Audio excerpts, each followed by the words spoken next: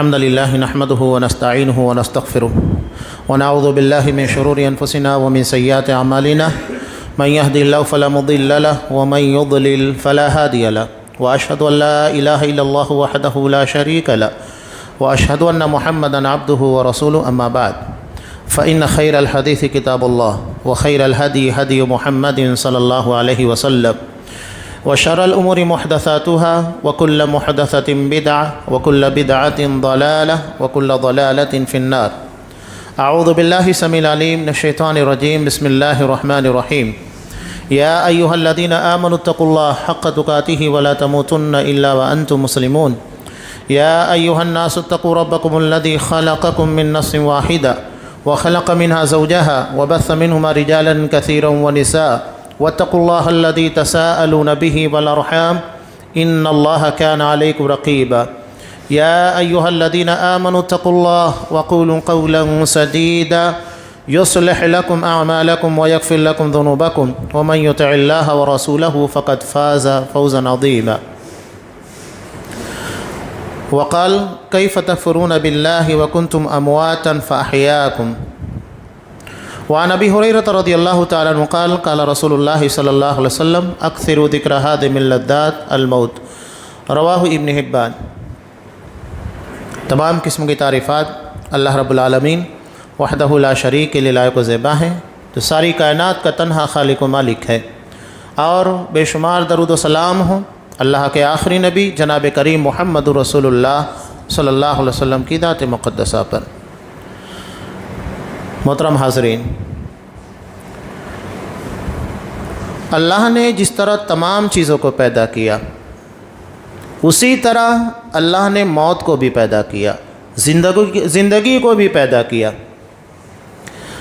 سورہ ملک کی ابتدا میں اللہ ارشاد فرماتا ہے خلق الموت والحیات لیبلوکم ایکم احسن عملا.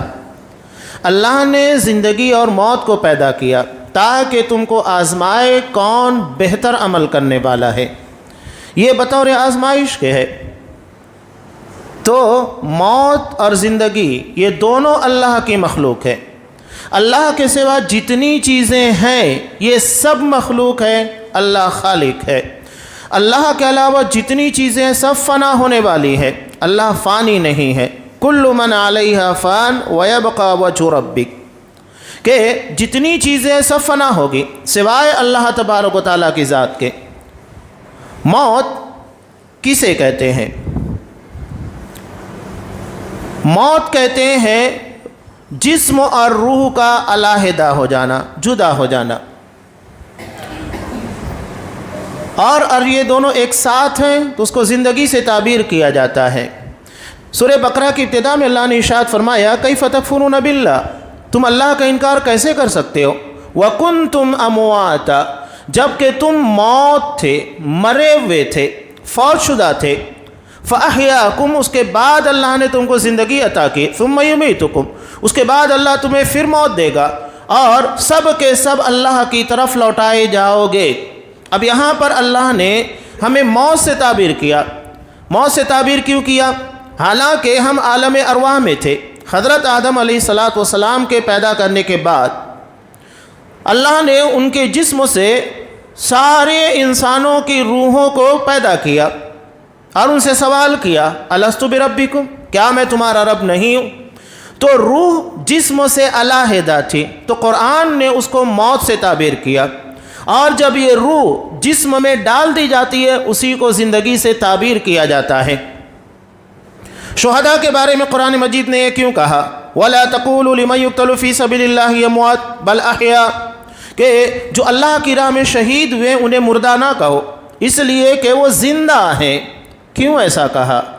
اس کی وجہ یہ ہے جیسا کہ مسلم کی روایت نبی کریم صلی اللہ علیہ وسلم نے ارشاد فرمایا کہ شہداء کی روحوں کو سبز رنگ کے پرندوں کے جسم میں ڈال دیا جاتا ہے، اور پھر وہ جنت کے اندر چرتی پھرتی ہیں اور عرش کے نیچے لٹکنے والی قندیلوں کے اندر بسیرا کرتی ہیں.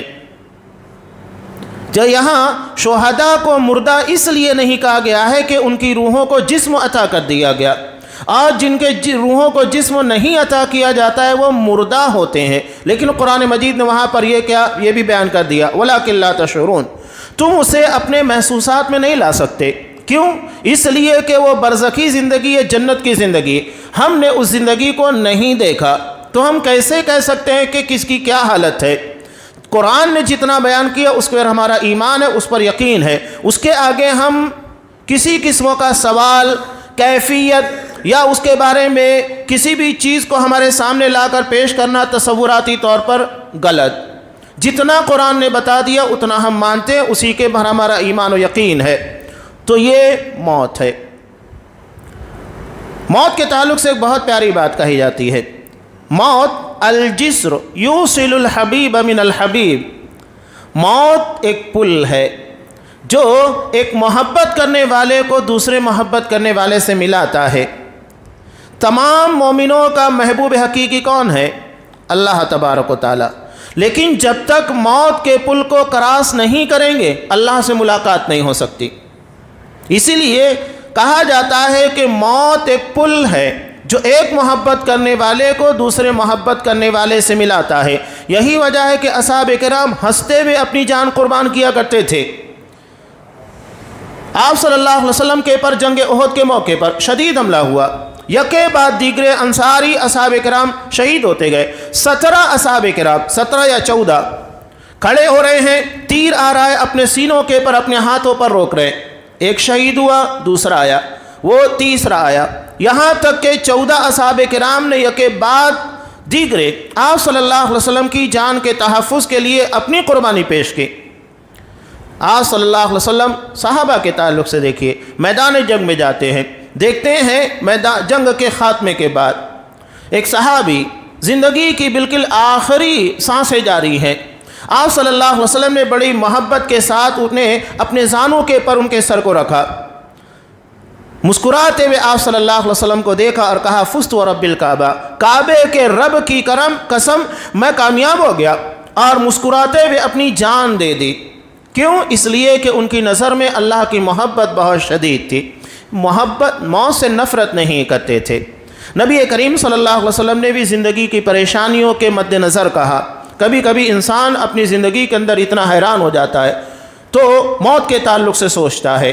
آپ صلی اللہ علیہ وسلم نے منع کیا، لا تتمنوا الموت، موت کی تمنا مت کرو، اس لیے کہ اللہ نے جو زندگی دی ہے وہ ہمارے لیے فائدہ مند ہے، اس میں نیک اعمال کریں، توبہ کریں، یہ ہمارے لیے فائدہ مند ہے، یہ ہماری آخرت کو سنوارنے کا ذریعہ ہے، تو موت کی تمنا کرنے سے منع کیا گیا ہے۔ لیکن ایک بڑی اہم وجہ کہ آخر اللہ نے یہودیوں کے تعلق سے کیوں کہا کہ قل ان کنتم تحبون اللہ، کہ اگر تم اللہ سے محبت کرتے ہو جیسا کہ تم نے کہا کہ ہم اللہ کے چہیتے ہیں، تو قرآن نے کیا کہا فتمنوا الموت ان کنتم صادقین، تو اگر یہ دعویٰ ہے تمہارا نحن ابناء اللہ و احباؤہ، ہم اللہ کے محبوب اس کے چہیتے ہیں، تو ایک کام کرو فتمنوا الموت، موت کی تمنا کرو، یعنی اللہ سے ملاقات کی تمنا کرو، اس لیے کہ بغیر موت کے اللہ سے تمہاری ملاقات نہیں ہو سکتی ہے، ان کنتم صادقین، اگر تم سچے ہو۔ لیکن قرآن کیا کہتا ہے؟ وہ موت کی تمنا نہیں کریں گے، بلکہ ان میں کا ایک شخص یہ چاہتا ہے، یود احدہم، ان میں کا شخص یہ چاہتا ہے لو یعمر الف سنہ، کاش اسے 1000 سال کی زندگی دی جائے۔ لیکن کیا 1000 سال کی زندگی ملنے کے بعد موت نہیں آئے گی؟ موت آئے گی، کل نفس ذائقۃ الموت، ہر نفس کو موت کا مزہ چکھنا ہے۔ اب یہاں موت کے تعلق سے قرآن مجید نے جو باتیں بیان کی، موت کہیں پر بھی رہو آنے والی ہے۔ لوگ یہ تصور کریں گے محفوظ قلعوں کے اندر یا ایسے مقامات پر چلے جائیں جہاں ان کی سیکورٹی بہت اچھی ہو، جہاں ان کے جان اور ان ساری چیزوں کا تحفظ بڑا اچھا ہو، نہیں، قرآن صاف کہتا ہے اینما تکونوا، جہاں کہیں بھی رہو، یدرککم الموت، موت تمہیں آ پکڑے گی۔ یہی ہمارا عقیدہ ہے جو قرآن مجید نے بیان کیا، موت ہر کسی کو آنے والی ہے، ایسا نہیں ہے کہ موت سے کوئی بیگانہ ہے، اور موت اپنے وقت کے پر آئے گی۔ لکل اجل مسمی، اللہ نے ہر کسی کے لیے ایک وقت متعین کر دیا، بلکہ انسان دنیا میں آنے سے پہلے اپنی موت کا وقت لکھوا کر آتا ہے۔ مسلم کی روایت حضرت عبداللہ بن مسعود رضی اللہ تعالیٰ عنہ سے مروی کہ جب بچہ اپنے ماں کے پیٹ میں 4 مہینے کا ہوتا ہے، اسی وقت ملک رحم یعنی بچہ دانی کے پر متعین فرشتہ یہ آتا ہے اور اللہ کے حکم سے وہ نیک ہوگا، بد ہوگا، کتنی زندگی ہوگی، موت کب آئے گی، سب لکھ دیا جاتا ہے، نیک بخت ہوگا، بدبخت ہوگا، سب وہیں پر لکھ دیا جاتا ہے۔ یہ اللہ کا علم ہے، واللہ بکل شیء علیم، اللہ ہر چیز کو جانتا ہے۔ تو اللہ ازل سے ساری چیزوں کو جانتا ہے اور اسی علم کا حصہ ہے جو زندگی کے پہلے ہی انسان کے رحم مادر کے اندر ساری چیزوں کو لکھ دیا جاتا ہے۔ موت اپنے وقت پر آتی ہے، ایک لمحے کے لیے آگے پیچھے نہیں ہوتی، اور موت کا علم سوائے اللہ کے کسی کو نہیں اللہ تبارک و تعالیٰ کے علاوہ۔ سورہ لقمان کے اخیر میں اللہ تبارک و تعالیٰ نے غیب کی 5 چیزوں کے بارے میں تذکرہ کیا۔ ان اللہ عندہ علم الساعۃ وَيُنَزِّلُ الْغَيْثَ وَيَعْلَمُ مَا فِي الْأَرْحَامِ وَمَا تَدْرِي نَفْسٌ مَاذَا تَكْسِبُ غَدًا وَمَا تَدْرِي نَفْسٌ بِأَيِّ أَرْضٍ تَمُوتُ إِنَّ اللَّهَ عَلِيمٌ خَبِيرٌ۔ اللہ ہی کے پاس آخرت کا علم ہے، قیامت کب آئے گی اس کے علاوہ کوئی نہیں جانتا ہے۔ وَيُنَزِّلُ الْغَيْثَ، بارش کب کتنی نفع بخش ہوگی، نقصان دے ہوگی، اللہ ہی جانتا ہے۔ ابھی ہم دیکھ رہے ہیں جیسا کہ ہمارے اپنے علاقے کے اعتبار سے ٹھنڈی کا موسم ہے، اب اس میں بارش ایک لمبے علاقے کے اندر ہو رہی ہے جسے ہم بے موسم بارش کہتے ہیں۔ ٹھیک ہے، جو موسم نہیں ہے اس کے ہٹ کر بارش ہو رہی ہے، لیکن اللہ یہی تو بتا رہا ہے وہ ہر چیز کے پر قدرت رکھتا ہے، چاہے تو گرمی کے دنوں کے اندر ٹھنڈ لے کر آئے، ٹھنڈی کے دنوں کے اندر بارش برسا دے، وہ ہر چیز کے پر قدرت رکھنے والا، اور وہ کائنات کا متصرف ہے۔ اللہ کی کائنات میں اللہ کا حکم چلے گا، وہ کسی قانون کا پابند نہیں ہے، بلکہ اللہ نے تمام چیزوں کے لیے قانون بنائے اور ہر کوئی چیز اپنے قانون فطرت کے مطابق ہی چلتی ہے۔ تو اللہ نے جو چیز جہاں جیسے کی ویسے ہوگا۔ وَيُنَزِّلُ الْغَيْثَ، اللہ بہتر جانتا ہے بارش کب کہاں کتنی نازل ہوگی۔ وَيَعْلَمُ مَا فِي الْأَرْحَامِ، رحم یعنی بچہ دانی کے اندر کیا ہے۔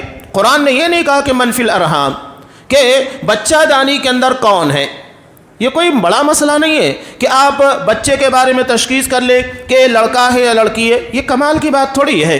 کمال کی بات یہ ہے، قرآن کہہ رہا ہے کہ ماں کیا ہے، وہ نیک بخت ہے، بدبخت ہے، کتنی عمر پائے گا، کتنی نہیں پائے گا، اچھا ہوگا، برا ہوگا، یہ جاننا اس وقت تو کون کہہ سکتا ہے۔ ایک انسان کو دیکھنے کے بعد ہم نہیں کہہ سکتے کہ اچھا ہے برا ہے۔ اللہ تبارک و تعالیٰ تو جب وہ اپنے ماں کے پیٹ میں ہوتا ہے تبھی سے جانتا ہے، بلکہ اللہ ازل سے ساری چیزوں کا علم رکھتا ہے۔ یہ ہے اللہ کا علم۔ اور اس کے بعد اللہ نے کیا کہا، وَمَا تَدْرِي نَفْسٌ مَاذَا تَكْسِبُ غَدًا، انسان کل کیا کمائے گا، پروفٹ نقصان کیا ہوگا، یہ صرف اللہ ہی جانتا ہے۔ وَمَا تَدْرِي نَفْسٌ بِأَيِّ أَرْضٍ تَمُوتُ، اور اللہ ہی بہتر جانتا ہے کہ کس جگہ کے پر کس کی موت آئے گی۔ جگہ کا بھی تعین اللہ کو ہے، وہ وہی جانتا ہے کس جگہ کے پر کس کی موت آئے گی۔ انسان کی موت جہاں لکھی ہوتی ہے وہ اسی جگہ پر چل کر جاتا ہے۔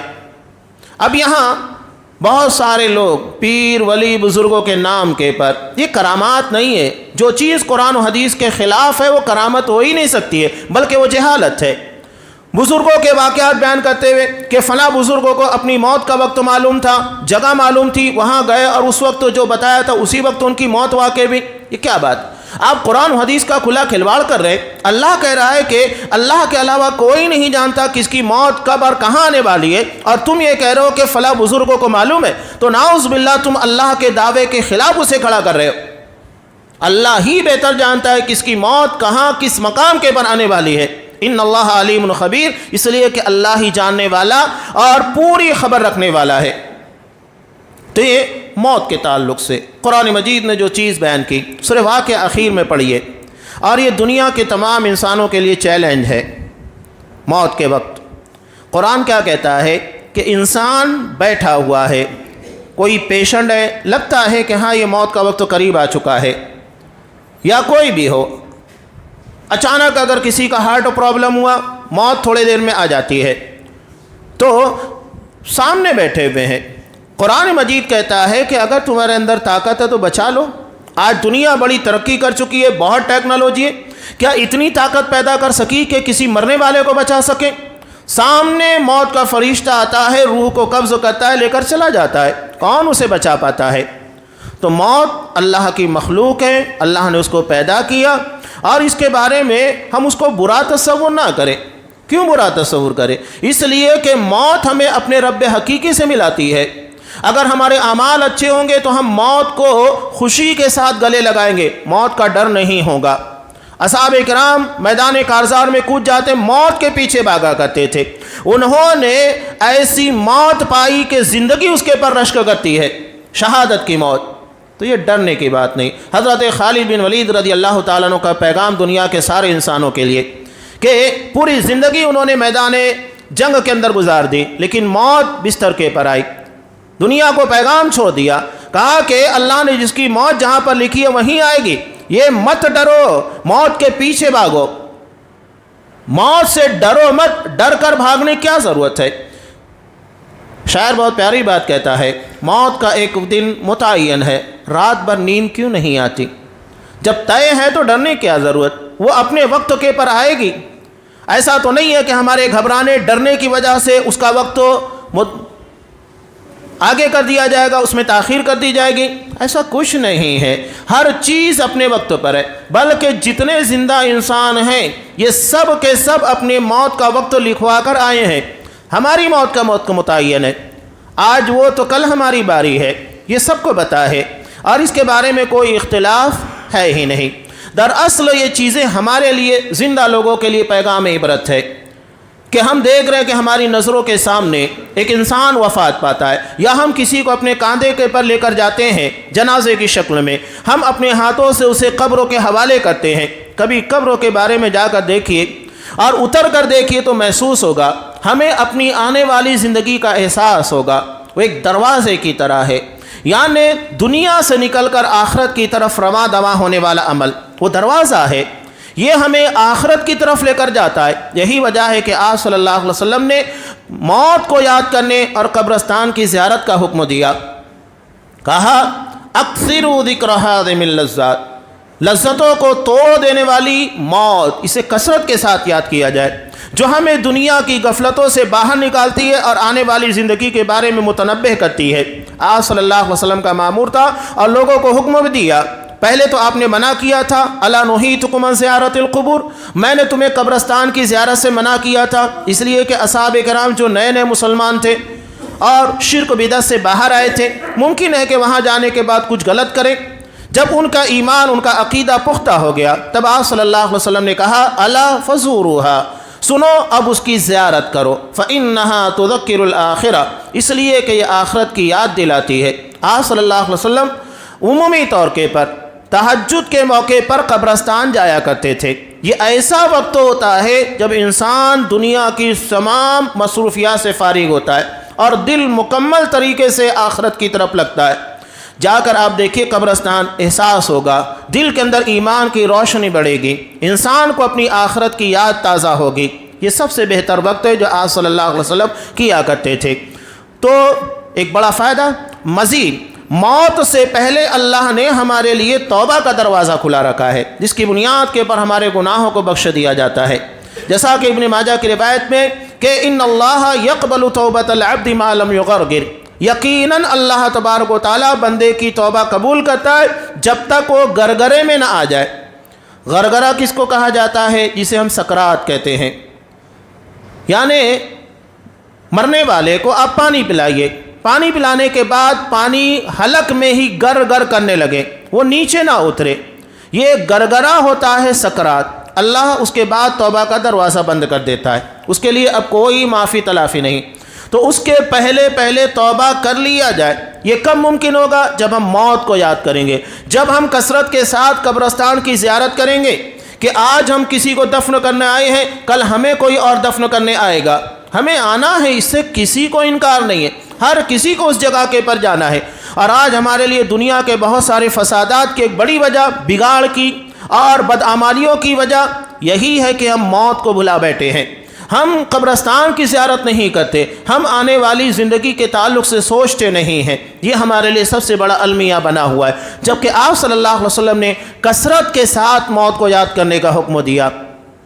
کثرت کا مطلب سمجھتا ہے نا، زیادہ سے زیادہ، جتنا ممکن ہو سکے اتنا زیادہ اس کو یاد کیا جائے، اور جتنا ممکن ہو سکے قبرستان کی زیارت کی جائے، تاکہ مردوں کو دیکھ کر ہم اپنے اعمال کی اصلاح کریں۔ جانے والا چلا جاتا ہے لیکن وہ زندوں کے لیے پیغام چھوڑ جاتا ہے کہ میں تو چلا گیا ہوں، اب تمہاری باری ہے، میرے لیے اعمال کا دروازہ بند ہو چکا ہے، تمہارے لیے اللہ نے موقع رکھا ہے، تم اپنی زندگی کے ایام کو غلط کاموں میں لگا کر اسے برباد مت کرو، اپنی زندگی کے جو بھی ایام بچے ہوئے ہیں اس کا بہتر استعمال کرو تاکہ یہاں آنے کے وقت تمہیں شرمندگی نہ ہو۔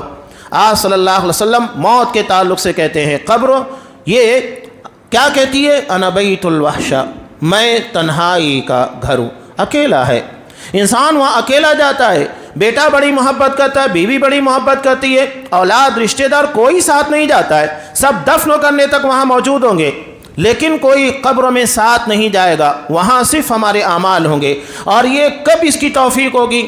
جب ہم موت کو کثرت سے یاد کریں گے۔ تو اس لیے قرآن مجید نے اس کے تعلق سے جو چیزیں بیان کی اس کے بارے میں ہمیں بہت متنبہ رہنا ہے۔ آپ صلی اللہ علیہ وسلم نے کثرت کے ساتھ موت کو یاد کرنے کا حکم دیا تاکہ لذتیں جو ہمیں دنیا کے اعمال میں مشغول کر دیتی ہے، جس سے ہم آخرت کو بلا بیٹھتے ہیں، جس کی بنیاد کے پر ہماری آخرت تباہ ہوتی ہے، ان ساری چیزوں کے اندر ہم اپنے آپ کو نہ لگا سکے۔ اللہ تبارک و تعالیٰ سے دعا ہے کہ پروردگار، موت جو ہر کسی کو آنی ہے، ہمیں ایسی موت دے کے زندگی اس کے پر رشک کرے، ہمیں موت سے پہلے توبہ کی توفیق عنایت فرما، موت سے پہلے اپنے تمام تر معاملات کی اصلاح کی توفیق دے، موت سے پہلے معافی تلافی کی توفیق دے، اور جو ہمارے درمیان سے جا چکے ہیں، جیسا کہ ابھی قریب میں ہی آپ لوگوں کو پتہ ہے کہ اس مسجد کے متولی اور ہمارے انتہائی عزیز نثار احمد باٹلی والے رحمہ اللہ، اللہ تبارک و تعالیٰ ان کی قبر کو روضۃ من ریاض الجنہ بنا دے، ان کی سیئات کو حسنات کے اندر، نیکیوں کے اندر تبدیل کر دے، اور ان کے جو لواحقین ہیں، پسماندگان ہیں، انہیں صبر جمیل عطا فرمائے۔ یہ ہمارے لیے ایک پیغام ہے۔ تو یہ جو چلے گئے، قرآن نے ان کے بارے میں ہم کو وصیت کی ہے مغفرت کی دعا کرنا ہے، تو ہم بھی ان کے لیے مغفرت کی دعا کریں۔ ربنا اغفر لنا ولاخواننا الذین سبقونا بالایمان، اللہ ہمیں بخش دے اور ہمارے ان تمام بھائیوں کو جو ہم سے پہلے دنیا سے جا چکے ہیں، ولا تجعل فی قلوبنا غلا للذین آمنوا، اور ہمارے دلوں میں ان کے لیے کوئی بغض نہ رکھ، مومنوں کے تعلق سے بغض نہیں ہونا چاہیے۔ خاص طور سے آپ صلی اللہ علیہ وسلم نے مرنے والے کے تعلق سے کہا کہ ان کی برائیاں نہ بیان کی جائے، صرف اچھائیاں بیان کی جائیں اور برائیوں کو نظر انداز کیا جائے، مغفرت کی دعا کی جائے۔ تو یہ ہماری ذمہ داری ہے۔ تو زندہ لوگوں کے لیے ایک پیغام ہے، اللہ تبارک و تعالیٰ سے دعا ہے کہ اللہ ہمیں موت سے قبل ایسے اعمال کی توفیق دے جو ہماری دنیا کو سنوارنے کے ساتھ ساتھ ہماری آخرت، ہماری برزخی زندگی کی کامیابی کا ذریعہ بن سکے۔ ہمیں ہر قسم کی ذلت اور رسوائی سے محفوظ رکھ، خاص طور سے منکر نکیر کے سوالات، برزخی زندگی جو قبروں کی زندگی ہوتی ہے، جہاں ہمیں تنہا پیش ہونا ہے، پروردگار وہاں پر ہمیں کامیاب اور کامران رکھ، اور اس کے بعد کا جو مرحلہ جو آخرت کا ہے وہاں پر بھی ہمیں کامیابی سے نواز دے، ہمیں جہنم کے عذاب سے محفوظ رکھ اور ہمیں جنت عنایت کر جو تیری رحمت ہے۔ آمین۔ بارک اللہ لنا ولکم فی القرآن العظیم ونفعنی وإیاکم بالآیات والذکر الحکیم، انہ تعالی جواد کریم ملک بر رحیم۔